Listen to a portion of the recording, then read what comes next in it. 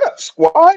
MizzyWorld Entertainment is back to present another episode of MadMizzy Sports in the AM. Y'all know what it is. Monday episode, crazy Sunday slate of games, man. And we jumping right into it. You dig what I'm saying? And we starting off where we started off last week, keeping the energy the same with Shedeur Sanders getting his first start as an NFL quarterback and getting his first win in his first start as an NFL quarterback. And like I was saying last week, no excuses, man. No excuses. Everybody jumping in, back and forth, going back and forth. Oh, it's the Raiders. It's this, it's that. There's no excuses. It's an NFL football team. You dig what I'm saying? Congratulations to Shedeur Sanders for getting his first W in the NFL, man. Going out there, taking care of the ball. If you see my Thursday episode, he did exactly what I laid out. Don't go out there and try to do too much. Get the ball out your hands. Don't take no critical sacks. He only had one sack, and it was for 3 yards against Max Crosby, one of the best pass rushers in the NFL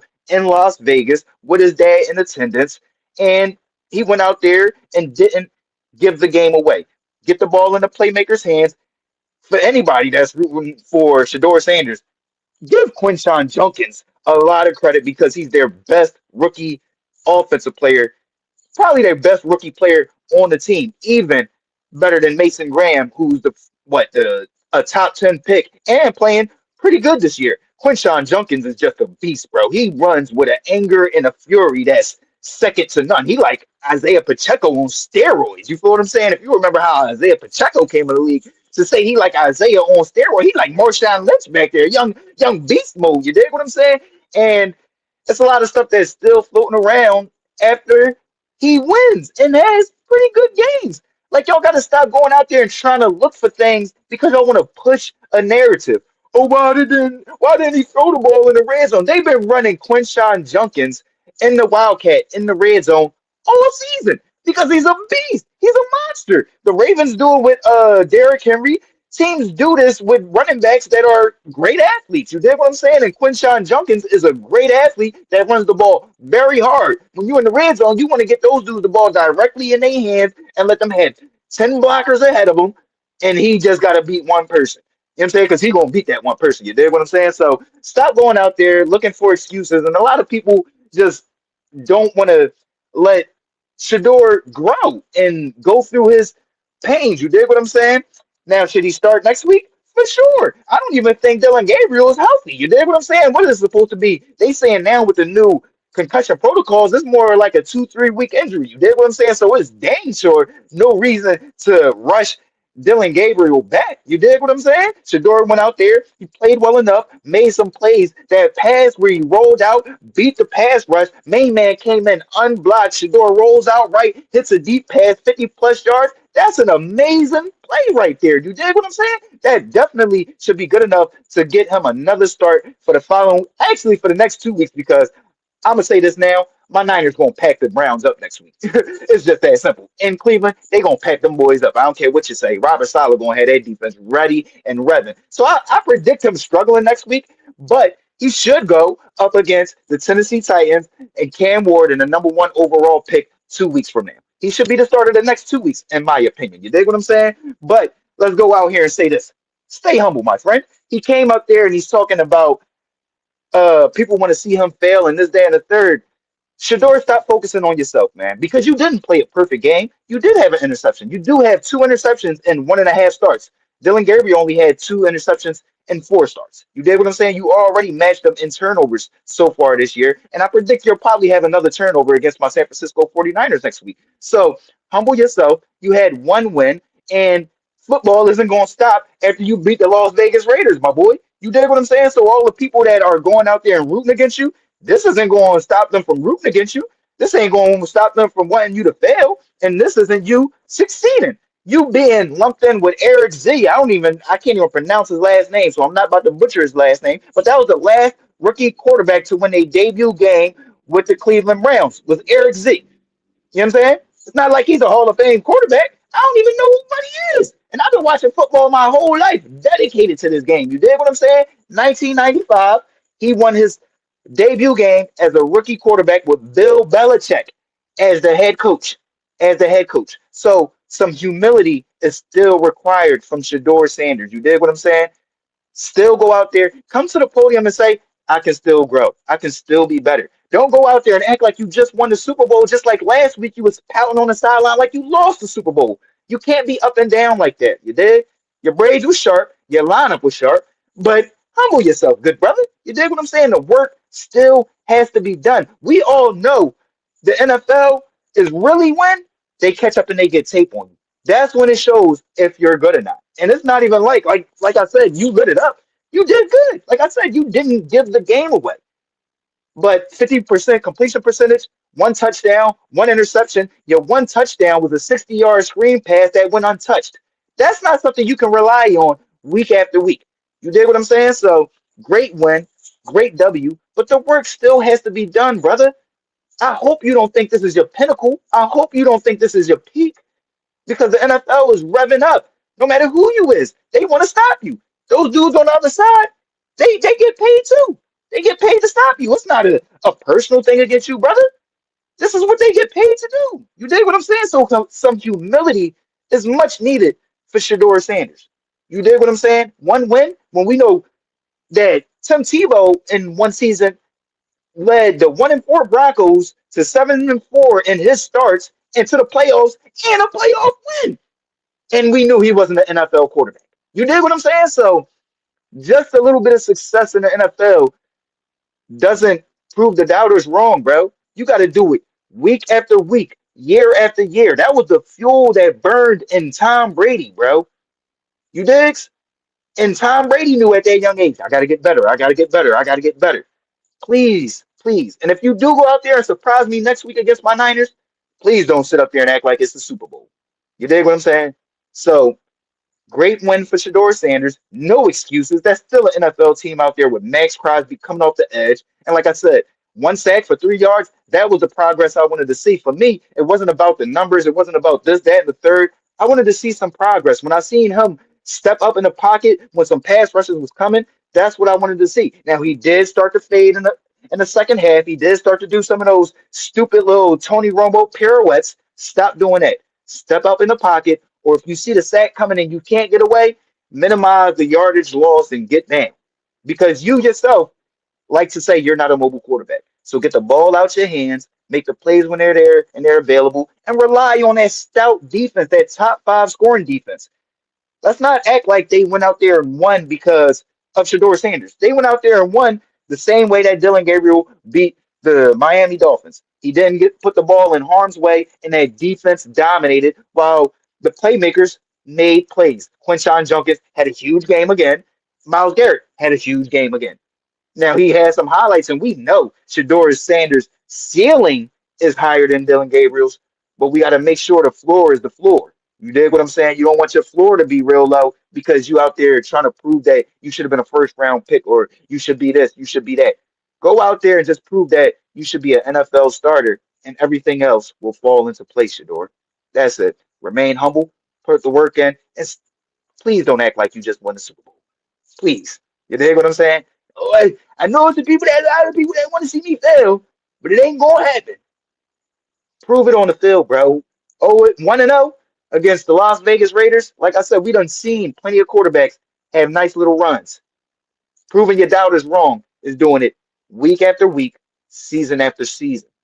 You dig? So just do that. Put the work in, keep your head down, keep to the grindstone. Take some notes. You dig what I'm saying? And the other thing is this isn't no indication that it was a conspiracy and this, that, and the third. The highest paid quarterback in the NFL, Dak Prescott, was a 4th-round pick, 135th in the draft. This is just their evaluation. That doesn't mean that they're right. It doesn't mean that they're wrong. Tony Romo was a perennial Pro Bowl quarterback, undrafted out of Northern Illinois. So we got to stop sitting up there and acting like the NFL's evaluation is always correct, or if they see you not being as good as everybody else sees you, that is something personal with you. The NFL is making a bunch of buku money. They're making money off of you as a backup. You know what I'm saying? He's good for the NFL. But if the coaches and GMs feel as though he's not going to contribute to winning, then they're not going to put him out there. He has to continue to prove that he will contribute to winning football. Great win, Shedeur, but some humility is definitely much needed, bro. It wasn't the Super Bowl, wasn't the national championship game. You beat the Las Vegas Raiders because the Las Vegas Raiders beat the Las Vegas Raiders. You feel what I'm saying? So good luck next week. But again, let's not act like the highest paid quarterback in the NFL, Dak Prescott, wasn't a fourth round pick. You dig what I'm saying? And he played in the SEC at Mississippi State. I know this, bro. I'm dedicated to this game, bro. College and pros. You know what I mean? This ain't no whatever the narrative is or just following the cool trends. No, I love this game. I love that pigskin. You dig what I'm saying?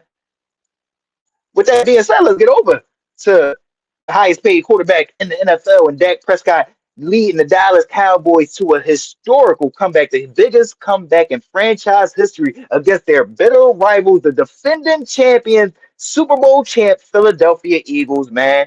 21-point comeback, 24 unanswered points, 0 points for the Philadelphia Eagles in the second half, man. And to me, I just want to say shout out to the Cowboys for not giving up, but I'm pissed as a Philadelphian that I'm not an Eagles fan, but I know the Cowboys ain't a real damn team. Y'all had them down 21-0. Put your foot on their neck, bro. The number one thing is don't care about Devontae Smith. Don't care about the cuteness. Don't care about A.J. Brown pouting on the sideline. Get 26 rolling, bro. Get Saquon Barkley rolling because at the end of the day, in November, December, and January, your quarterback being the number one rusher on the football team is not winning football. Period. You got to get Saquon going. Him fumbling the ball, averaging 2 yards, 2.2 yards a carry. That is pitiful. That's ridiculous compared to what he was doing last year. They have to figure it out. It's the offensive coordinator's job to figure out how to get his playmakers the ball in position. Why you think MCDC, Dan Campbell, the head coach of the Detroit Lions, took over play calling duties because they wasn't getting J-Mo the ball. They wasn't getting Jameer Gibbs the ball in space. You dig what I'm saying? You have to get Saquon Barkley rolling. Period. You have to get this run game revved up to last year. I don't care about how stacked he is, how much they stack in the box. They ain't stacking the box that much. They ain't stacking the box that much that you go from 124 yards a game last year to barely 60 yards a game this year. The offensive coordinator has to figure this out, man. You dig what I'm saying? Because that collapse was absolutely pitiful, and it was a bad sign. It was a bad indication. When you're up 21-0, you have to be able to run the ball out, get some more points, especially when you're the Philadelphia Eagles, and this is what you've been built off of since Jalen Hurts has been a quarterback. You get what I'm saying? Jalen Hurts cannot be the leading rusher. That's just plain and simple. For any team that has Super Bowl aspirations, your quarterback cannot be the leading rusher on the football team, especially around this time of the year. Especially around this time of the year. But I want to give props where props is due. George Pickens is absolutely unguardable. Them picking up George Pickens kind of makes up for trading away Micah Parsons. I mean, Micah Parsons is out there doing his thing. He won that game against the Minnesota Vikings on Sunday. He just utterly destroyed that game, was killing JJ McCarthy. You dig what I'm saying? But getting George Pickens on the other side of CeeDee Lamb, especially with CeeDee having so many drops this year, was an amazing move by Jerry Jones. Amazing move by Jerry Jones. And it had you questioning what was Mike Tomlin thinking, or why is Mike Tomlin losing his fastball as far as keeping these superstars happy, especially on the outside as the wide receivers. You dig what I'm saying? George Pickens absolutely won that game for the Dallas Cowboys last year. Yes, last night. They just was throwing him the ball, and he was unguardable, unstoppable. You dig what I'm saying? So shout out to George Pickens. Shout out to Dak Prescott for not folding when they was down 21-0.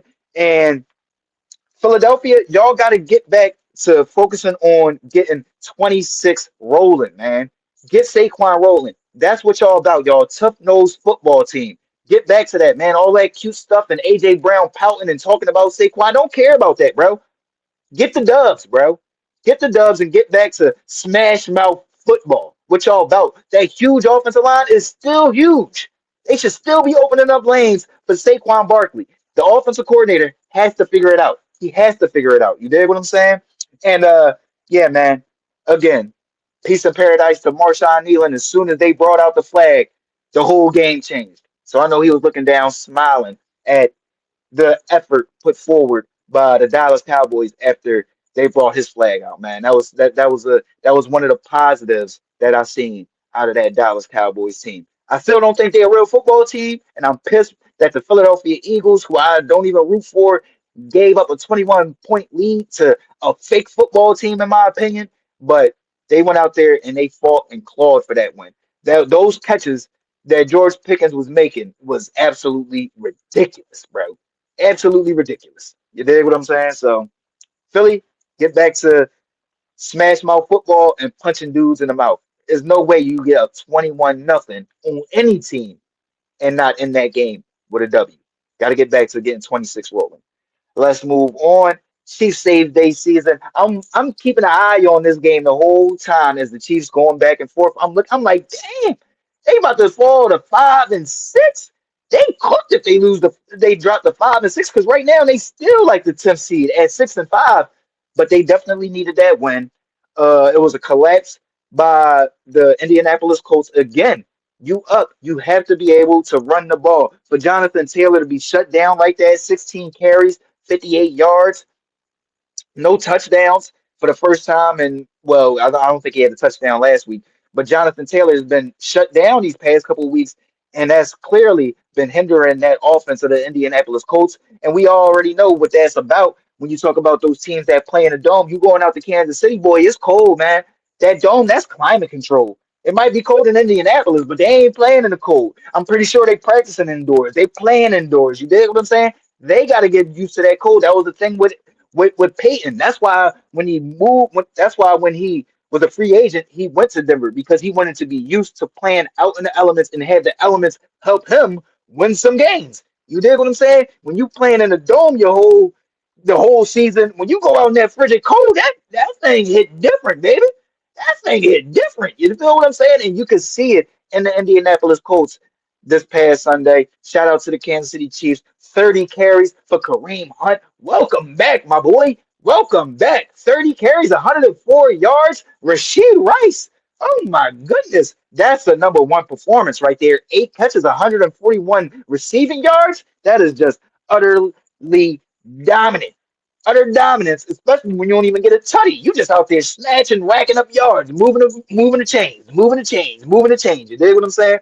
Uh, I do think that Patrick Mahomes has to get a lot better. Another turnover for Patrick Mahomes. No touchdowns. Right now, the top three quarterbacks in the NFL are struggling very much so. When you talk about Josh Allen, Patrick Mahomes, and Lamar Jackson, you dig what I'm saying? But for the Kansas City Chiefs, they have to win once it comes to the Thanksgiving game against the Dallas Cowboys. That is a must win, and that ain't a gimme because we know how the Dallas Cowboys is. They like to show up on those games where we don't expect them to show up. You dig what I'm saying? And that Kansas City Chiefs defense, I don't know how stout they is or how much they're gonna be up to stopping George Pickens and CeeDee Lamb. So that offense gonna have to be a lot more efficient going up against the Dallas Cowboys this Thursday.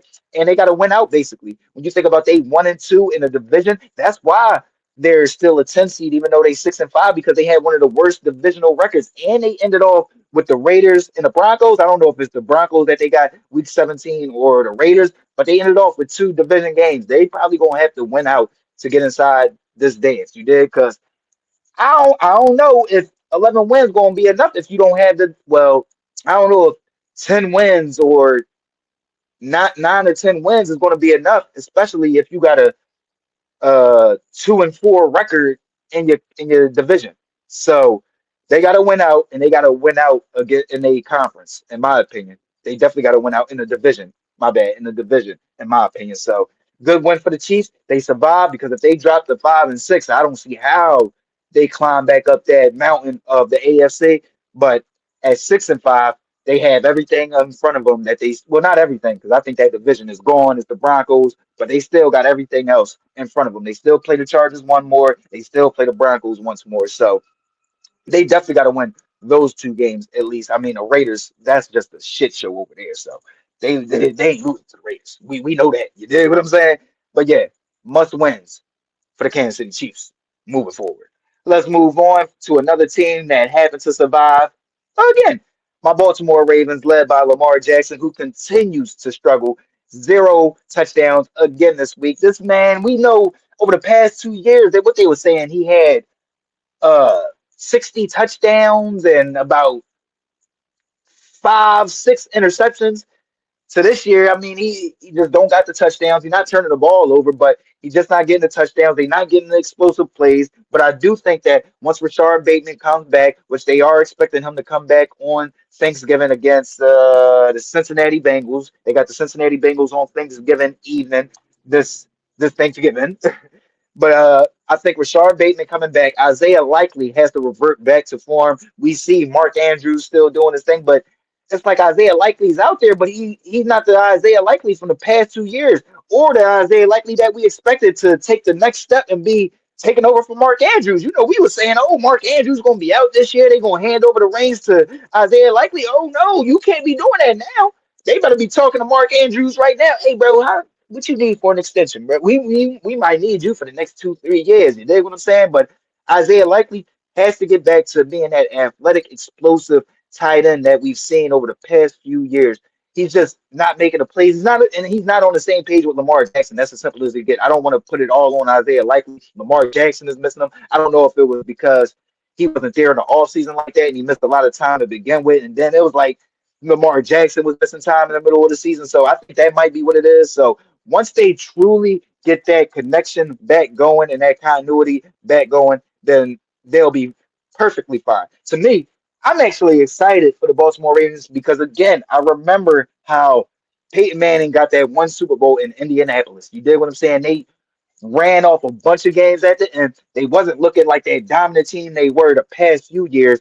They just hit that hot streak at the right time. And I could see that for the Baltimore Ravens and Lamar Jackson getting that offense revved up Thursday night against the Cincinnati Bengals and taking that momentum heading into December and January. I'm still very high on the Baltimore Ravens and Lamar Jackson. You dig what I'm saying? Let's move on to some young teams, though, that are just absolutely doing their thing and deserve all the flowers in the world, man. The Chicago Bears, coached by Ben Johnson, led by Caleb Williams, and the New England Patriots, coached by Mike Rabel, offensive coordinator Josh McDaniels, and Drake May, man. Two second-year quarterbacks, two first year head coaches with their teams. Ben Johnson is a first year head coach overall. Mike Vrabel, this is his first year as a head coach for the New England Patriots, and they just going out there racking up wins, racking up wins. You dig what I'm saying? I told my coworker that I said I don't bet against the Patriots no more, bro. You feel what I'm saying? Them dudes, they start off slow and then they just explode out of nowhere. Drake May's arm, the way that Josh McDaniels is cultivating and bringing the best out of him with the play calling, Travion Henderson. They got Stevenson back this week. They have a stacked line of Stephon Diggs stepped up as far as being that big offseason pickup. Is we seeing why they picked them up, you did. So I'm just excited to see these young teams getting right. A 9 game win streak for the New England Patriots, first 9 game win streak since Bill Belichick and Tom Brady in their prime. And then you think about the Chicago Bears, won 9 of the last 10 games, the only team they lost to since they started off 0-2 with the Baltimore Ravens. So to me, that's just huge. But who is the bigger threat out of these teams? I would probably say the New England Patriots because the way that they're built and the fact that right now they had that number one seed. And no matter what you want to say, going up to New England in January is not ideal for anybody, bro. I don't care who you is, where you play at, going up to that greater northeast of New England and Boston to play football in January. Oh shit, no, I'm cool. I'll pass up on that one. You did what I'm saying? So regardless, them having the number one seed is looking like they probably going to take that momentum into having the number one seed because everybody is just losing while they keep winning. They'll probably be the number one seed heading into the playoffs and having that that home field advantage is huge. It's just huge. And then the Chicago Bears, I just think the NFC is a lot tougher with a lot more teams that are used to winning. You get what I'm saying? I think they'll make the playoffs, but they run into the Packers, the Lions, the Eagles, any of those teams. I don't see them winning. You dig what I'm saying? They win in a lot of close games. I think the New England Patriots have been a lot more consistent, a lot more dominant in their wins, while the Bears been pulling out a lot of close wins. They remind me of the Washington Commanders from last year. You dig what I'm saying? Which is great because Caleb Williams is finally getting around to being a clutch player and not giving the games away and making the plays in the critical crunch times. But it's also to me like once that playoffs hit, I do think that going up, the Rams probably gonna have a 1 seed, but if they got to go up against the Philadelphia Eagles, they got to go up against the Lions, the Packers, any of those teams. Um, they probably beat the Panthers or the Bucks, but if they go up against any of those other top three teams in the NFC, I just think they got too much experience and too much talent for the Chicago Bears right now. And the New England Patriots look like they already gonna have a win under their belt with them having the number 1 seed and having home field advantage in the playoffs. So I'm gonna say the New England Patriots are the bigger threat right now to the NFL, but both of those teams are sending a message to the NFL that they here, they coming, and they probably here to stay. Super exciting for Chicago though, because they ain't never had no quarterback, man. So super exciting for them, man. Let's get over to Thursday night football because I didn't come to y'all yesterday morning for Sunday mornings with Mizzy. So I gotta react to we back, baby, the money team. I told y'all, man. I told y'all Davis Mills and the Houston Texans was at least gonna cover the spread, baby. At least cover the spread. Then you had Woody Marks out there go over the 65-yard mark for the extra parlay leg that I gave y'all. We back, baby, with the money team. But what I took away from that is that for one, the Houston Texans defense is ultra dominant. When you got Danielle Hunter coming off of one end, and then you got Will Anderson, the Terminator, coming off the other end, you better pray for your quarterback, baby. You better have some extra protection out there, baby. You think of Josh Allen and Superman, bro. They was smacking Buddy around, bro. I felt bad. I felt bad for Josh Allen when who was that? Danielle Hunter came from behind and smacked him, and Josh Allen was rolling on the ground looking like he was in pain and broke his hand. I said, please don't, bro. Because I know Lamar Jackson going to win the Super Bowl this year, but I don't want him to win the Super Bowl with Joe Burrow hurt and Josh Allen hurt. You dig what I'm saying? And I just don't want to see those dudes hurt anyway. The NFL game is a lot better with Joe Burrow, Josh Allen, the top guys out there playing their best ball. You dig what I'm saying? And the other thing that I took was the Buffalo Bills need more speed, man. They got to get this dude more help, man. You can't just think that Josh Allen and James Cook is going to be Batman and Robin or Batman and Superman and just beat the whole Avengers. You dig what I'm saying? No, they going to get their asses kicked, bro. They eventually going to start breaking down. They human too. You dig? So when you keying in on James Cook to say, all right, we're not going to let him ruin the game, even though he still had 100 yards rushing against the Houston Texans. We just going to sit on these wide receivers who nobody can beat. Keon Coleman was another healthy scratch. I loved him coming out of Florida State, but he has no explosion. He doesn't get open. You dig what I'm saying? He doesn't get any separation on his routes, and you're not showing up to meetings, bro. What are you doing, bro? What are you doing? This is only your second year. You got to step up, bro. You got to do a lot more. That's, again, humility. You feel what I'm saying? So for me, I was looking at that game just feeling bad for Josh, man, because they really do sit up there and expect him to be Superman week in, week out. At least with the Ravens, it's like, all right, you got Derrick Henry. If Lamar ain't getting it going, let's hand the ball off to King Henry. You dig what I'm saying? They did go out there and get Zay Flowers, which I do believe that Lamar Jackson had a lot to do with his development into being a Pro Bowl wide receiver and 1,000-yard receiver, the first 1,000-yard receiver for the Baltimore Ravens. But he is an explosive player. You dig? Khalil Shakir, he's good, but he not that explosive. You dig what I'm saying? He ain't no Zay Flowers. I tell you that. He ain't beating man coverage like Zay Flowers. So they have to get more help for Josh Allen. And if Brandon Ayuk, my boy, is gonna be out there, I know all the night. Oh, ain't nobody, bro. When you see the help that's needed out there in Pittsburgh on the other side of DK Metcalf, when you see the help that's needed in Buffalo, when you see the help that's needed in Baltimore, if Rashard Bateman don't come back.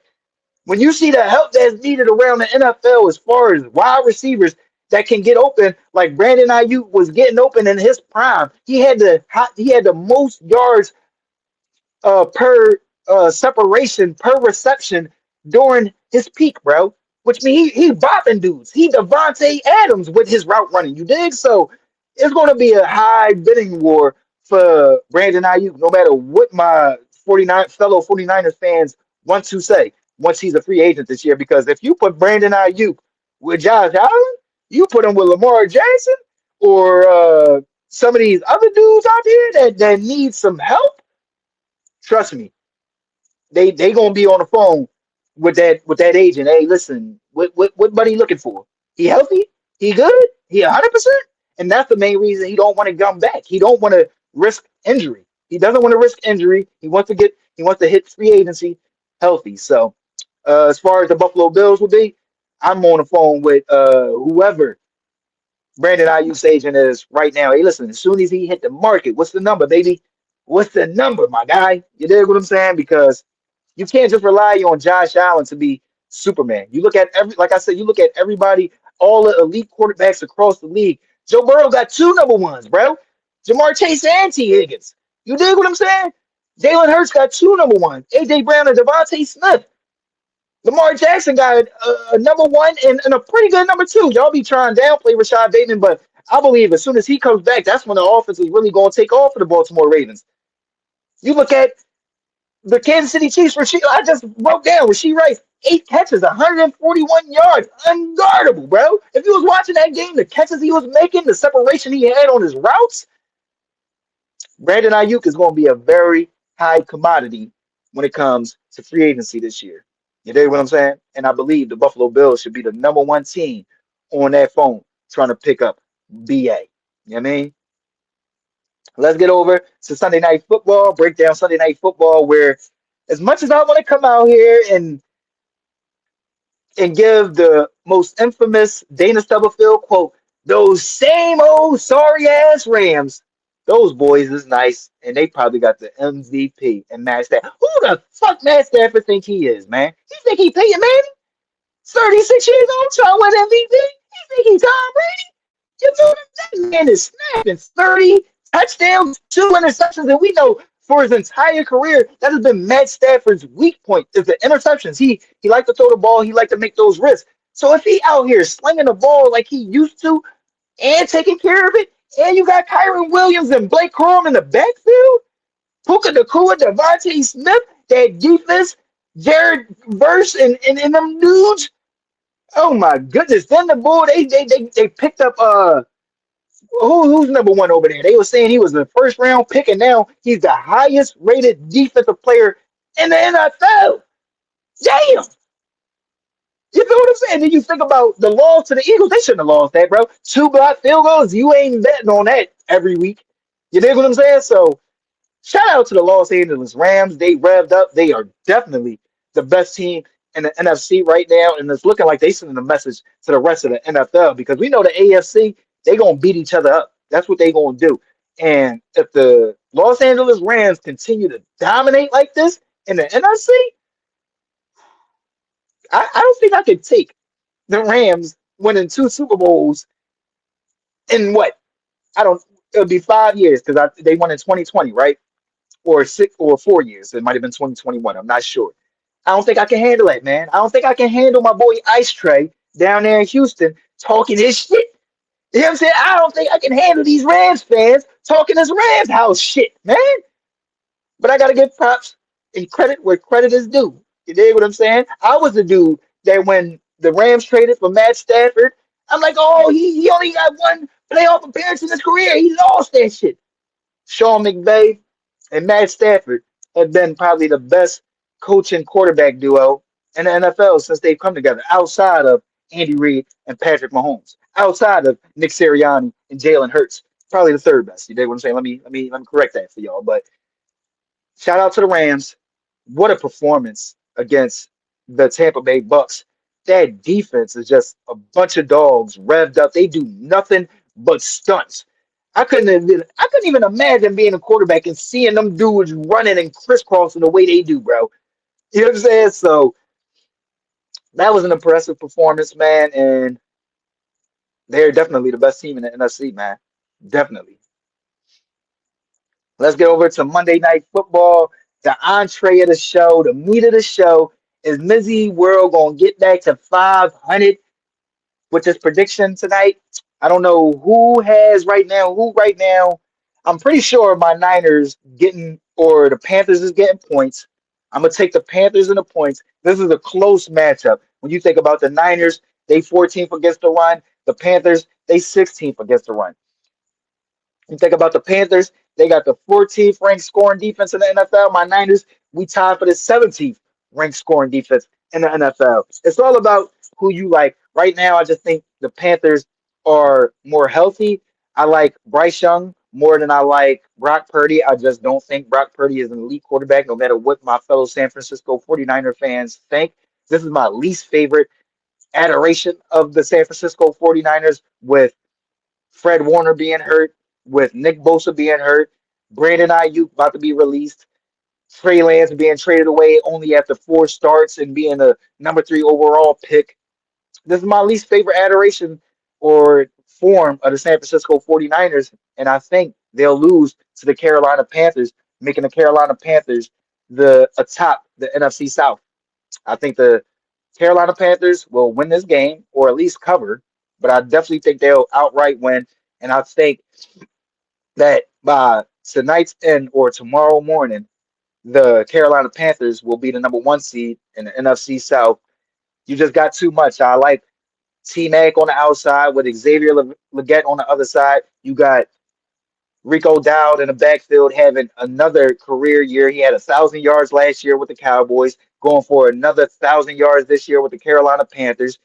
And they, to me, I think they'll be a lot more hungry. I think they'll be a lot more hungry, and I think that health will show improve in this game when you got J.C. Horn out there, um, and just that young, hungry defense of the Carolina Panthers coming in to Santa Clara to face my San Francisco 49ers. So um, we'll see how it goes, but I'm gonna go with the Carolina Panthers in this one, and I'm gonna go with a Rico Dowd anytime touchdown. That's an easy bet right there. You know what I'm saying? My man been scoring touchdowns, I feel like the past 3, 4 weeks. So give me a Rico Dowd anytime touchdown and give me the Carolina Panthers in tonight's game in San Francisco and Santa Clara against my San Francisco 49ers.